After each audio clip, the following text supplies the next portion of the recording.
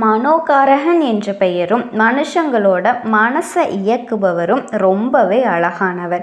இவரை பிடிக்காதவங்க யாருமே கிடையாது. பரம்பொருளுடைய மனதிலிருந்து வெளிவந்தவர் யாருங்க? சந்திர பகவான ராசி அதிபதியை கொண்ட கடக ராசிக்கு வணக்கங்க. உங்களோட அதிபதி ஒருத்தரோட ராசியில் நல்ல நிலையில் இருந்துட்டா போதுங்க. அவங்க வாழ்க்கையில் என்ன நினைக்கிறாங்களோ அதை அடைஞ்சிருவாங்க. வெற்றி மீது வெற்றிகள் குவியறதுக்கு உங்களுடைய அதிபதியோட பலம் ரொம்ப ரொம்ப முக்கியம் அப்படிங்கிறது உங்களுக்கு தெரியுமா? மாதம் நடக்கிற இந்த விஷயங்கள்லாம் மாதம் ஒவ்வொரு ராசிலையும் பார்த்தீங்கன்னா இந்த சந்திர பகவான் நாளுக்கு நாள் இடம் மாறக்கூடியவர். இப்போ நாங்களே ஜோதிடர்களாகி நாங்களே சொல்லுவோம், இன்னைக்கு இந்த ராசிக்கு சந்திராஷ்டமாக இருக்குது, கவனமாக இருங்க, இந்த நட்சத்திரத்துக்கு சந்திராஷ்டமம் இருக்குது, கவனமாக இருங்கன்னு சொல்லுவோம். ஏன்னா சந்திர பகவான் அப்படிங்கிறவர் யாருங்க? நல்ல குளிமையான ஒளி வீசக்கூடிய பிரகாசமான கிரகம்.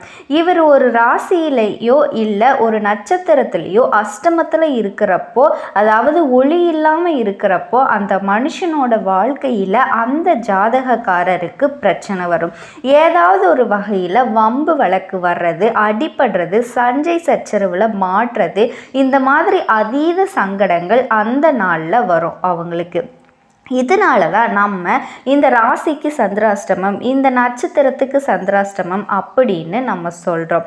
இந்த மாதிரி அதீத சங்கடங்கள் கண்டிப்பாக வரும். அதனால தான் சந்திராஷ்டமம் இருக்குனாவே நீங்கள் ரொம்ப கவனமாக இருங்க அப்படின்னு சொல்லுவோம். ஸோ இவரை பொறுத்த வரைக்கும் உங்களுடைய ஜாதகத்தில் நல்ல நிலையில் இருந்துட்டால் உங்களை மாதிரி ஒரு அழகான அற்புதமான ஒரு சந்தோஷமான வாழ்க்கை வாழக்கூடிய மனுஷங்களை பார்க்கவே முடியாது. அதுவே இவர் வலுவிழந்து இருந்தால் உங்களுக்கு என்னதான் மற்ற கிரகங்கள் எல்லாம் உங்களுக்கு சாதகமாக இருந்தாலும், என் குருவே உங்களுக்கு நிறைய இடங்களில் சாதகத்தை கொடுத்தாலும் அதிர்ஷ்டத்தை கொடுத்தாலும் அது பெருசாக உங்களுக்கு பழிக்காமல் ஒதுங்கி போயிடும். இப்போ ஒன்றும் இல்லை, உங்கள் கையில் 1 கோடி ரூபா பணம் கொடுக்குறோம், ஓகேங்களா? ஆனால் இருட்டு ரூமில் வச்சு உங்களை அடைச்சிடுறோம். என்ன பண்ண முடியும்? அந்த காசை வச்சுக்கிட்டு ஒன்றுமே பண்ண முடியாது. இல்லை, எக்ஸாம்பிளுக்கு 1 கோடி ரூபாய் பணம் கொடுத்துட்டு உங்களை வீட்டுக்குள்ளேயே வச்சு பூட்டிட்டா அந்த காசுக்கு என்ன பிரயோஜனம்? அந்த மாதிரி தான். ஆனால் சந்திர பகவானினுடைய பலம் அப்படிங்கிறது ராசிக்கு மட்டும் சாதகமாக இருந்துச்சு அப்படின்னா உங்கள் வாழ்க்கையில் வரக்கூடிய எல்லா விஷயங்களும் உங்கள் வீட்டுக்குள்ளேயே காசை வச்சு பூட்டிட்டா அதில் என்ன பிரயோஜனம்? அந்த மாதிரி தான். ஆனால் சந்திர பகவானுடைய பலம் உங்களுக்கு சரியாக இருந்தால் அந்த 1 கோடி ரூபாய் பணத்தை கொடுத்து இந்த உலகத்தில் எங்கே வேணால் நீங்கள் போயிட்டு வரலாம் அப்படின்னு சொல்லிட்டு பர்மிஷன் கொடுத்த மாதிரி. அப்புறம் என்ன பண்ணுவோம்? அந்த பணத்தை ஜாலியாக செலவு பண்ணுறோம் இல்லையா? நம்மோட தேவைகள் எல்லாத்தையுமே பூர்த்தி செஞ்சுக்குவோம். நம்மளை சுற்றி இருக்க எல்லாரையுமே சந்தோஷமாக வச்சுக்குவோம். என்ன பண்ணணுமோ, என்ன திட்டங்கள் இருக்கோ எல்லாத்தையும் செயல்படுத்தி ஒரு ரவுண்டு வந்துடுவோம் இல்லையா? அப்படி தான். ஸோ இவரை பலப்படுத்த யாராலையும் கூடியது. மற்ற ராசிகளுக்கு தேவையோ இல்லையோ, ஆனால் கடக ராசிக்கு கட்டாயம் இவங்களுக்கு அதிபதி. இவரை பலப்படுத்தினா மட்டும்தான் கடகம் அந்த கஷ்டங்கள்லேருந்து வெளியே வர முடியும். நீ சொல்கிறது இதெல்லாமே வாஸ்தவம் தான். கடக ராசியை பொறுத்த வரைக்கும் ஜலராசி, தண்ணீரோட தென்படுறதுனால கடகராசி ஜலராசின்னு சொல்லுவோம். கடகன்னா யாருங்க? நண்டு. ஈரப்பதமான இடத்துல வாழக்கூடிய ஒரு உயரம். இதனால தான் இவங்க ஈரமான மனம் படைச்சவங்க, கருணை உள்ளம் கொண்டவங்க. அதுக்கு பொருத்தமான அமைப்புங்கிறது கடகத்தை நம்ம சொல்கிறோம். சட்டுன்னு அழுதுருவாங்க, சட்டுன்னு உணர்ச்சி வசப்பட்டுருவாங்க. யாருன்னு தெரியாமல் ஒருத்தவங்க அடிபட்டு இருந்தால் கூட போய் அள்ளி எடுத்துக்குவாங்க. ஒருத்தவங்களோட மனநிலையை அவங்களோட இடத்துலேருந்து யோசித்து அதுக்காக விட்டு கொடுத்து இது நாள் வரைக்கும் கஷ்டப்படுறது கடகம்தான். ஆனால் விட்டு கொடுத்ததுனால மட்டுமே கடகராசி இது நாள் வரைக்கும் கஷ்டப்படுறீங்க, கெட்டு போய் வாழ்ந்துட்டுருக்கீங்க. இது இல்லைன்னு உங்களால் மறுக்க முடியுமா? பரவாயில்லம்மா, இருந்தாலும் எங்களுக்கு பார்த்தீங்கன்னா இதனால் நான் இழப்பை சந்தித்தாலும் கஷ்டப்பட்டாலும் பரவாயில்ல, எனக்கு கடவுள் ஏதாவது ஒரு வகையில் வழிகாட்டுவார் கண்டிப்பாக. அதுதான் இல்லைன்னு மறுக்கவே மாட்டேன். ஏன்னா கடகராசியை பொறுத்த வரைக்கும் எவ்வளவு கஷ்டங்கள் வந்தாலும் ஏதாவது ஒரு வகையில் அந்த கஷ்டத்திலிருந்து மீண்டும் மீண்டு வர வெளிவர முயற்சி செஞ்சுக்கிட்டே தான் இருப்பீங்க. ஆனாலும் கூட இருக்கக்கூடிய உறவுகளே உங்களை வந்து துச்சமாக நினச்சி திரும்ப திரும்ப உங்களை கஷ்டப்படுத்திக்கிட்டே தான் இருக்காங்க. உங்களை அழிக்கணும்னு முடிவில் தான் இருக்காங்க. இதை இல்லைன்னு உங்களால் மறுக்க முடியுமா? ஒரு ஜீவனை உங்களால் சொல்ல முடியுமா? கடகத்தை வந்து பார்த்து இப்போ பாவம் அப்படின்னு சொல்ல முடியுமா? கண்டிப்பாக முடியவே முடியாதுங்க. பார்க்கவே முடியாதுங்க. சின்ன எறும்புக்கு கூட நல்லது நினைக்கக்கூடியவங்க. அதே மாதிரி யார் மேலேயும் பாசம் வைக்கக்கூடியவங்க இவங்க தான். இவங்க எல்லார்கிட்டையும் அன்பு காட்டுவாங்க. ஆனால் இவங்க மேலே அன்பு காட்டுறதுக்கு ஒரு ஜீவன் கூட கிடையாது. எல்லாத்துக்கும் மேலே கடகராசி கடந்த சில வருஷமாகவே நிறைய துன்பங்களை பார்த்துட்டு வந்தாச்சு.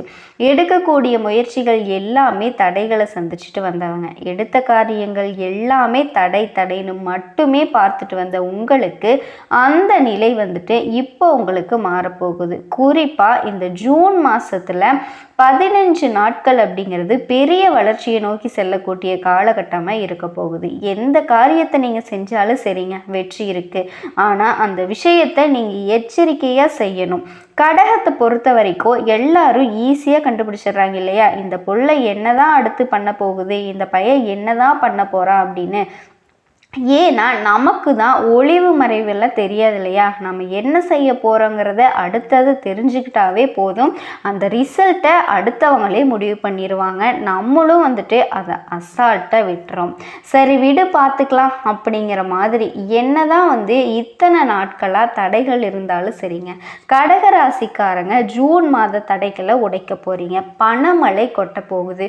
குறிப்பாக சுருக்கமாக சொல்கிறேங்க, வருமானம் அதிகரிக்கும். அதே இடத்துல செலவு வரும். ஆனால் சுப செலவுகள் வரும். வேலையிலையும் சரி தொழிலையும் சரி முயற்சிக்கு உண்டான பலன் கிடைக்கும். பணியிடங்களில் மேலதிகாரிகள் கிட்ட அங்கீகாரமும் கிடைக்கும், பாராட்டும் கிடைக்கும். உடல் நலம் மேம்படும். இது வந்து எடுத்துக்காட்டாக ஒரு சில விஷயங்களை சொல்லியிருக்கேன். இப்போ தெளிவாக உங்கள் ராசியில் எந்தெந்த கிரகங்கள் எங்கெங்கே இருக்காங்க, இந்த மாதத்தில் எந்தெந்த கிரகங்கள் மாற்றமாகறாங்க, அதாவது எந்தெந்த கிரகங்கள் மாற்றமாகறாங்க, ஒரு மனுஷனுக்கு எந்த அளவுக்கு உசுறு முக்கியமோ அந்த அளவுக்கு ஜோதிடத்தில் நவகிரகங்கள் முக்கியங்க. இந்த நவகிரகங்களுடைய அமைப்பை வச்சு தான் நமக்கு நல்லதும் கெட்டதும் தீர்மானிக்கப்படுது.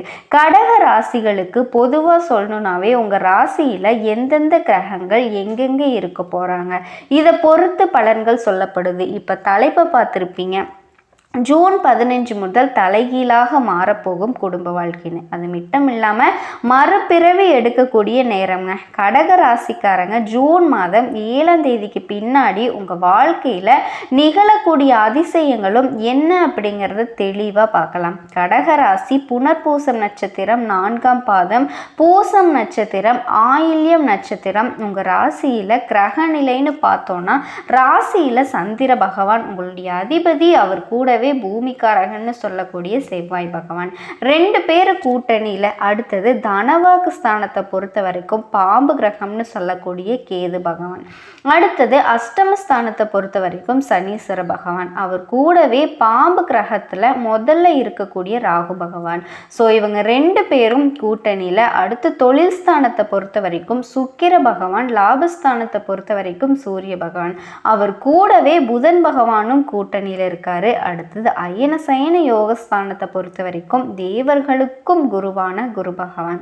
ஸோ 9 நவகிரகங்கள் இப்படி வலம் வரக்கூடிய இந்த நேரத்தில் கிரக மாற்றம்ங்கிறது இந்த மாதத்தை பொறுத்த வரைக்கும் 5 முறை மாறுதுங்க. இந்த நாட்களில் எல்லாமே புதன் பகவான் லாபஸ்தானத்திலிருந்து அயன சயன யோகத்துக்கு போக போகிறாரு. 2ஆவதாக செவ்வாய் பகவான் ராசியிலிருந்து தனவாக்கு குடும்பஸ்தானத்துக்கு மாறுறாரு. 3ஆவதாக 14/6/2025 அன்னைக்கு சூரிய பகவான் லாபஸ்தானத்திலிருந்து அயன சயன பாகத்துக்கு போக போகிறாரு. 4ஆவதாக 22/6/2025 அன்னைக்கு புதன் பகவான் அயனஸ்தான யோக இருந்து ராசிக்கு மாறுறாரு. கடைசியாக பார்த்தீங்கன்னா மாதத்தோட இறுதி நாட்கள்னு சொல்லக்கூடிய 29/6/2025 அன்னைக்கு சுக்கிர பகவான் தொழில் ஸ்தானத்திலிருந்து லாபஸ்தானத்துக்கு மாறுறாரு. இதை வச்சு தான் கடக ராசியை பொறுத்த வரைக்கும் எந்த ஒரு விஷயமே அது எப்படி நடக்கும் அப்படிங்கிறத, அதனால நமக்கு சாதகமான பலன் கிடைக்குமா பாதகமான பலன் கிடைக்குமான்னு முன்கூட்டியே யோகித்து அதுக்கு ஏற்ற மாதிரி நடந்து கொள்கிற திறமை கொண்டவங்க கடக ராசிக்காரங்க. அழகும் அறிவும் நிறைஞ்சவங்க. ஆனால் எங்கே ஏமாறுறோம்? பாசம் வச்சு நேசம் வச்சு, அதாவது மோசம் போன முட்டாள் ராசியாக மாறக்கூடிய இடம்னா அது பாசம் வச்சு தான். அது இல்லை அப்படின்னா கடகத்தை யாராலையுமே அசைக்கவே முடியாதுங்க. ஓகேங்களா? சரி, அது ஒரு பக்கம் இருக்கட்டும். யார் தான் என்ன தான் உங்களை ஏமாத்தினாலும் ஒரு நாளும் கடகத்தோட கண்ணீருக்கு அவங்க பதில் சொல்லியே ஆகணும். சரிங்களா? அதுக்கு மாற்றம் தரக்கூடிய வகையில் இது நாள் வரைக்கும் நீ பட்ட கஷ்டம்லாம் போதும்பா, நல்லா இரு அப்படிங்கிற மாதிரி இந்த ஜூன் மாதம்ங்கிறது உங்கள் வாழ்க்கையில் நல்ல ஒரு மாதமாக இருக்க போகுது. அதிர்ஷ்டகரமான மாதம்னே சொல்லலாங்க. ஸோ உங்களை பொறுத்த வரைக்கும் வீண் செலவு இந்த மாசத்துல இருக்காது. குடும்பத்துல இருக்கவங்கெல்லாம் உங்களுக்கு மதிப்பு கொடுப்பாங்க, மரியாதை கொடுப்பாங்க. எந்த வேலையை எடுத்தாலும் சரிங்க, முடிக்கிறதுல இருந்த தடை தாமதங்களா நீங்கள் போகுது. ஆனால் ஒரு விஷயத்தை மட்டும் உயிரே போனாலும் செய்யக்கூடாதுன்னு சொன்னேன் இல்லையா? வீண் விவகாரங்களில் தலையிடுறதையும் மற்றவங்களுக்காக வாதாடுறதையும் தவிர்க்கிறது ரொம்பவே நல்லது. இதை எழுதி வச்சுக்கோங்க, மனசில் நல்லா பதிய வச்சுக்கோங்க. கடகராசிக்காரன் மற்றபடி வருமானம் கூடுது, மன திருப்தி கூடுது. அதே போல் தொழிலில் வியாபாரத்தில் இருக்கவங்களுக்கும் புதிய ஆர்டர்கள்லாம் வர்றதில் தாமதம் நீங்குதுங்க. குறிப்பாக இந்த தொழில் செய்கிறவங்க இல்லையா, அவங்களுக்குலாம் என்னதான் வரவு இருந்தாலுமே திடீர் முதலீடு செய்கிறதுக்கு கொஞ்சம் செலவும் போகும். ஆனால் தொழிலை பொறுத்த வரைக்கும் முதலீடு அப்படிங்கிறது உங்களுக்கு செலவு கிடையாது. அடுத்து உத்தியோகத்தில் இருக்கவங்க ரொம்ப கவனமாக இருக்கிறது நல்லதுங்க. மேலே எடுத்துக்கிட்டு கனிவாக நடந்துக்கோங்க. இதை தொடர்ந்து நண்பர்கள் மற்றும் உறவுக்காரங்க உங்களுக்கு உதவிகரமாக இருப்பாங்க. அடுத்தது குடும்பத்தை பொறுத்த வரைக்கும் அனுசரித்து நடந்துக்கோங்க. வாழ்க்கை துணையோட ஆரோக்கியத்தில் கவனம் வச்சுக்கோங்க. பிள்ளைகளுக்காக கொஞ்சம் அலைய வேண்டியிருக்கும், மற்றபடி மகிழ்ச்சி உண்டாகுங்க. அடுத்ததா குறிப்பாக பெண்களுக்கு ஒரு விஷயம் சொல்கிறேங்க. அடுத்தவங்களுக்கு ஒரு பிரச்சனை வருது இல்லையா, அதை நான் சரி பண்ணுறேன்னு சொல்லிட்டு முன்னாடி போய் நிற்பீங்க இல்லையா, அந்த முயற்சி கூட நீங்கள் செய்யக்கூடாதுங்க. ஏன்னா அது உங்களுக்கு ஆபத்தை கூட கொண்டு வரலாம், தேவையற்ற செலவை கொண்டு வரலாம். எந்த ஒரு விஷயமே செய்கிறதுக்கு முன்னாடி பல முறை யோசிச்சுக்கோங்க. கவனமாக இருக்கிறது ரொம்பவே நல்லது. எதுவுமே செய்யலாம், நான் அமைதியாக இருக்க போகிறேன் அப்படின்னாலும் சரிங்க, கவனமாக அலர்ட்டாக இருங்க. அதே போல் கலைத்தொழிலில் இருக்கவங்களுக்கு முயற்சிகளில் சாதகமான பலன் கொடுக்கும். பணவரவு அதிகமாகுது. தொழில் தொடர்பான காரியங்களில் யோசித்து செய்கிறது நல்லது. வீண் கவலைகள்லாம் ஏற்பட்டு நீங்க பணவரத்து திருப்தி கொடுக்கும். புத்தி சாதுரியத்தால் எப்பேற்பட்ட சூழ்நிலையும் சமாளித்து வெற்றி காண்பீங்க. அடுத்ததாக அரசியல் துறையில் இருக்கவங்களுக்கும் மேலிடம் நீங்கள் சொல்கிறத கேட்டு நடக்க போகுது. உங்களோட எண்ணங்கள் எல்லாம் பழிக்கிறதுக்கான வாய்ப்பு இருக்குது. கோர்ட்டு கேஸு வழக்குகளில் சாதகமான நிலை ஏற்படும். நீங்கள் மற்றவங்களுக்கு உதவிகரம் நீட்டுறதுல தயங்கவே மாட்டீங்க. பேச்சு திறமை அதிகமாகும். கல்வியை பொறுத்த வரைக்கும் மாணவர்களுக்கு டீச்சர்ஸோட உதவிகள்லாம் கிடைக்கும். பாடங்களில் இருக்கக்கூடிய சந்தேகத்தை உடனே கேட்டு தெரிஞ்சு தெளிவாக படிக்கிறது நல்லதுங்க. அடுத்ததாக மனசில் உற்சாகம் பிறக்கும். இந்த மாணவர்களை பொறுத்த வரைக்குமே உயர்கல்வி படிக்கக்கூடிய மாணவர்களுக்கு நல்ல மாதமாக இருக்க போகுதுங்க. நல்ல கல்வி நிறுவனங்களில் சேரக்கூடிய வாய்ப்பு இருக்குது. ஏன் அப்படின்னா 4ஆம் இடத்துக்கு அதிபதியான சுக்கிர பகவான் 10ஆம் இடத்துல உட்கார்றதுனால நிறைய பேருக்கு இந்த கேம்பஸ் அப்படிங்கிற வேலையெல்லாம் கிடைக்கும். குறிப்பாக 10, 12ஆம் வகுப்பு படிக்கிற மாணவர்களுக்கெல்லாம் அபாரமான வளர்ச்சி இருக்குங்க. தெய்வத்தோட அனுகூலம் பரிபூரணமாக உங்களுக்கு கிடைச்சிருக்கும். பெண்களை பொறுத்த வரைக்கும் கைத்துறையில் சேர்ந்தவர்களுக்கும் அமோகமான காலகட்டங்க. வேலைக்கு முயற்சி செய்கிறீங்களா, நல்ல வேலை கிடைக்கும். உங்களுடைய மதிப்பும் மரியாதையும் குடும்பத்தில் உயரப்போகுது. அடுத்ததாக அரசியல் தலைவர்கள் சூரிய பகவானை பொறுத்த வரைக்கும் முதல் 15 நாட்களுக்கும் பாதகஸ்தானத்தில் இருக்காரு, பின்னாடி விரயஸ்தானத்துக்கு போகிறாரு. அஷ்டம சனி உங்களுக்கு விலகிறதுனால அரசியல் தலைவர்களுக்கு இருந்த பெரிய தடைகள் எல்லாமே நீங்க போகுது. பொதுமக்களுக்கும் சரி உங்களுக்கும் நபர்களுக்கும் சரி இடையே இருந்த இடைவெளி அப்படிங்கிறது குறையுது, புரிதல் ஏற்படுங்க, எதிரிகளோட தொல்லைகள் மறைஞ்சிரும். விரயஸ்தானத்தில் சூரியன் செல்றதுனால மனசில் ஒரு விதமான சலிப்பு ஏற்படுறதுக்கு வாய்ப்பு இருக்குது. அந்த சலிப்பை தாண்டி உழைச்சிட்டிங்க அப்படின்னா அரசியல்வாதிகளுக்கு வெற்றிகள் தேடி வருங்க. அடுத்து வெளிநாட்டு யோகம், 9ஆம் இடத்துக்கு அதிபதி குரு 12ஆம் இடத்துக்கு போய் உட்காந்துருக்கிறதுனால வெளிநாடு செல்லக்கூடிய யோகம் இருக்குது. அடுத்ததான் நல்ல மாநிலத்தில் வேலை செய்கிறவங்களுக்கு நல்ல வேலை வாய்ப்புகள்லாம் கிடைக்கும், நிறைய செலவுகள் இருக்கும். இந்த மாதத்தை பொறுத்த வரைக்கும் சீக்கிரமாக இருக்கிறது பல நல்ல பலன்களை கொடுக்க போகுதுங்க. கடகராசி அன்பர்களுக்கு இன்னும் இதை பற்றி நம்ம தெளிவாக பார்க்கலாம். விழி பிதுங்கி நிற்பாங்க, விலகி ஓடிடுவாங்க. அதே போல் அரசியலில் இருக்கக்கூடிய கடகராசிக்கு ஆளும் கட்சிக்கிட்ட இருந்து உங்களுக்கு ஆதரவு கிடைக்கும், வருமானம் அதிகமாகும், எல்லாத்துக்கும் மேலே தன்னம்பிக்கை தைரியத்தோடு செயல்பட போகிறீங்க, கல்வியில் வெற்றி கிடைக்கும், வருமானம் அதிகமாக கிடைக்கிறதுனால உங்களுடைய நீண்ட நாள் ஆசைகள் எல்லாமே நிறைவேற்றிக்க போகிறீங்க. வீடு கட்டுறது, வீடு வாங்குறது, வண்டி வாகனம் வாங்குறது, இந்த மாதிரி பல நாள் கனவுகள் எல்லாமே நனவாக போகுதுங்க. ஸோ எல்லா விதத்திலையுமே உங்களுக்கு மரியாதை அதிகரிக்க போகுது. வியாபாரத்தில் கூட்டு முயற்சிகள் செஞ்சீங்க அப்படின்னா புதிய வாய்ப்புகள் கிடைக்கும், தன்னம்பிக்கையும் அதிகமாகும். ஸோ ஒட்டுமொத்தமாக சனீஸ்வர பகவானினோட அருளாசினால் கடகராசினோட கஷ்டங்கள் மறைய போகுது. இன்னும் ஒரு சில விஷயங்கள் தெளிவாக பார்க்கலாங்க. அதாவது கடகத்தோட ஒட்டுமொத்த கஷ்டங்களுக்குமே மாற்று மருந்து கொடுக்குற மாதிரி உங்களோட வாழ்க்கையே செல்வ செழிப்பாக அள்ளி கொடுக்க போகிறாரு, எல்லா காரியங்களுக்குமே வெற்றியை தரப்போகிறாரு. இதோடு உங்களோட சேமிப்புகள் எல்லாத்துக்கும் ஆதாயம் தரக்கூடிய விஷயங்களில் முதலீடு செய்ய போகிறீங்க, திட்டமிட்ட காரியங்களை சரியாக செயலாற்ற போகிறீங்க, கடினமாக உழைச்சி லாபத்தை பார்க்க போகிறீங்க, மனசை ஒருமுகப்படுத்தக்கூடிய ஆற்றல் உருவாகுது, தொழிலில் புதிய வாய்ப்புகளை பெறதுக்கான வாய்ப்புகள் அடிக்கடி இருக்குதுங்க. அது மாதிரி பயணங்கள்லாம் மேற்கொள்வீங்க.